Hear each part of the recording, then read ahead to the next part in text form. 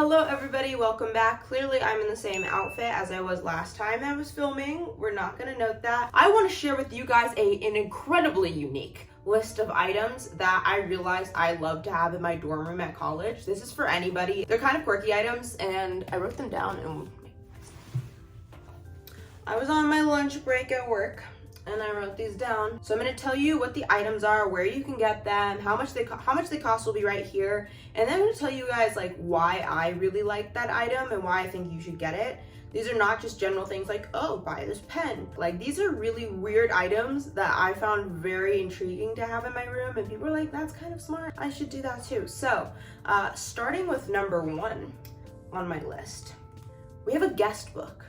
I feel like some people do this, like you'll have some people like sign a photo or you'll take a Polaroid of people who visit your room. I think everybody should have one of those because it's really cool to document over time. Like, these are the people that I made friends with. This is the time that we first met. Like, this is what was going on in my life at that moment. I actually built my own guest book. I went into the makerspace and I made actually a plaque, and I don't have it with me because it's in California. They can range from literally like $1 all the way up to like really fancy like $30.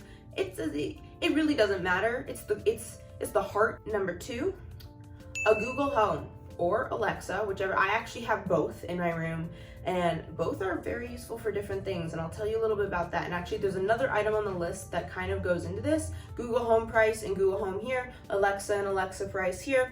Pick and choose whichever one you like. I like Google. I feel like they already know everything about me, and Amazon is trying to learn everything about me. Actually, no, I worked for Amazon. They know everything. Am I allowed to even talk about it yet? I think it's been a year. I'm gonna cease and desist myself. Anyways, get a Google Home or an Amazon Alexa because you won't wake up some mornings. And if you have a schedule like mine, you don't want to wake up. So I have my Google Home literally across the room from me. It's actually in my bag back there. Make sure I brought it with me.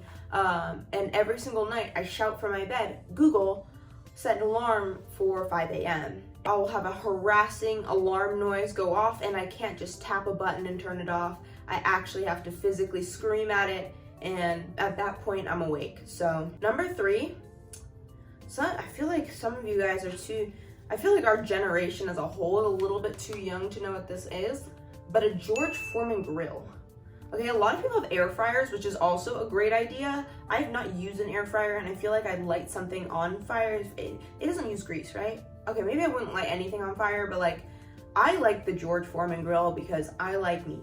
And you can grill meat on the George Foreman grill without having an actual grill or needing propane or charcoal. And you can just plug it in. I have a kitchen, so I can just plug it into the appliances in my kitchen, and there, bam, I have a burger or something like that. It hasn't been the thing that I've used the most at school. Admittedly, hasn't left the box very many times. But if you want to be the cool kid at the tailgate and grill something up for everybody, bring your George Foreman out. And a very long extension cord, you can be that kid if you get a George Foreman grill. Number 4, this ties into number 2, a smart plug.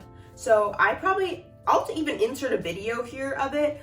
I have these really cool lights on my ceiling that plugged into a smart plug that was plugged into the wall. And basically what this did was, when I was in bed, once again, my bed was very high up. This is why I'm saying, like, I was not getting out of bed to turn off the lights, to set an alarm. I did not have my phone up there. Like, it was stressful. I'm never putting my bed up that high ever again. At night, I would just scream, hey Google, or hey Alexa, turn off my lights. And bam, all of my lights would just go off instantly, which was great. I loved it. Also, if you have your phone and like, oh, I forgot to turn off my lights and I just left for Thanksgiving vacation, click, lights off, because it's connected to Wi-Fi. So you can do it from anywhere. You can even sometimes change the color on your lights if you have a smart plug. So yeah, highly recommend the smart plug. And the very last thing I have to recommend, which, like, unfortunately, I don't even think I should be allowed to recommend this because I did not do it properly, is a snack box subscription. I had Universal Yums, which was like,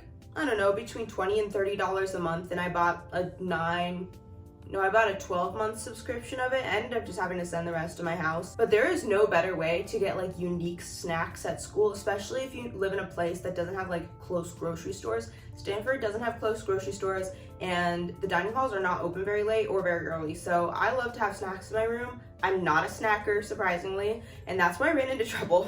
I ended up with an actual bin full of snacks. But what was really nice is that anytime I had friends over, I always had food to offer them. And I'm big on like offering people water, offering people drinks, offering people food. So having an endless supply of food, and especially very unique foods, would be like, oh yeah, guys, I just got the Sweden box. You guys want to take some? And I'm not they didn't sponsor this. You want to sponsor this video? It's not sponsored. I'm just purely giving a recommendation. Like, you can get Tokyo treats, you can get Universal Yums, you can get, I don't know, there's a ton of them. So highly recommend those as well. It's like a care package that you buy for yourself. My mom doesn't send me care packages. She sends herself.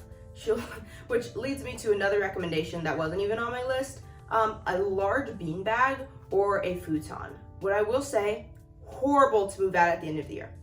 Worst items to have during move out. Like, you will see so many IKEA futons just basically trashed on the side of the road. However, it is excellent to have during the year when I didn't want to crawl up in my 6-foot up bed. I could go to sleep on my beanbag, or if I had friends over and they needed a place to sit, my 3-person beanbag could fit 3 friends, or 3.5 if they really wanted to squish. So it cost like $100. I got it off of Wayfair. It came in a tube like this and then just expanded out like huge. And yeah, it was also like probably the best purchase I had. Another thing that's kind of an aimless purchase, these are not on my list, I'm just going off at this point. One of my friends gave me a TV, thank you Noah, and that was also so essential. I loved having a TV, I loved having a Fire Stick in my room. If I just wanted to chill out, it was raining outside, I could sit on my beanbag, watch some shows on my TV with the Fire Stick, and just, sit under my ambient lights that were plugged in with a smart plug that I could just tell to turn off. So that concludes my recommendations, everybody. Thank you so much for watching. I know I was rambling a ton. I'm about to go to the Mall of America. Maybe I'll ramble a ton about that in the next video. If you guys have any questions for me, please drop them below. And as always, thank you for watching, and I'll see you next time.